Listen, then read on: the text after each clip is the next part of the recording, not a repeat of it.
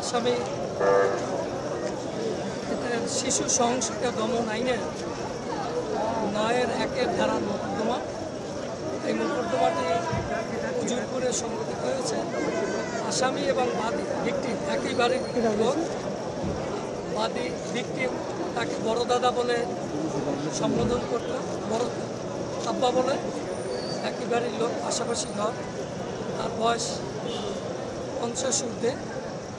Victim 13 বছরের এক শিশু। তাকে ফোর্সিবলি বিভিন্ন সময় এবং এক পর্যায়ে আসামি কর্তৃক ভিকটিম প্রেগনেন্ট হয়। পরবর্তী পর্যায়ে তাকে মোকদ্দমার আওতায় আনা হয়।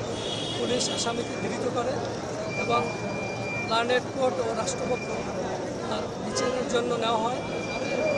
এক পর্যায়ে সাক্ষী প্রমাণিত হয়। সরকারি সাক্ষী হিসেবে আইও, তদন্তকারী কর্মকর্তা, বাদী, পাবলিক সাক্ষী, অন্যান্য সাক্ষী। বাত ব্যথা, প্যারালাইসিস কিংবা আর্থ্রাইটিস, আধুনিক ফিজিওথেরাপি ও পুনর্বাসন চিকিৎসায় নির্ভরযোগ্য নাম ডিপিআরসি। ভিকটিমের বাবা, মা, দাদি সহ ডাক্তার এদের পরীক্ষা নিরীক্ষার মাধ্যমে আজকের বিজ্ঞ আদালত, শিশু সহিংসতা দমন ট্রাইব্যুনাল ও জেলা জাজ জনাব আশরাফুল আলম সাহেব স্যার আজকের রায় দেন। কিছুক্ষণ আগে এই আসামিকে তার দোষী প্রমাণিত হওয়া রাষ্ট্রপক্ষ সাক্ষ্য প্রমাণিত করতে পারে তাকে আজকের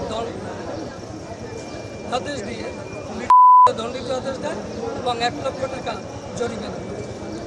এর দায়ভার, শিশুটির দায়ভার রাষ্ট্রপক্ষ জেলা প্রশাসককে অনতিবিলম্বে 3 কার্যদিবসের মধ্যে এর কপি গ্রহণ করা হবে এবং পরবর্তী তার ফাঁসির আদেশ নিশ্চিত করার জন্য এর পেপার সহযোগী কাগজপত্র মহামান্য হাইকোর্টে 30 ডেজের মধ্যে গ্রহণ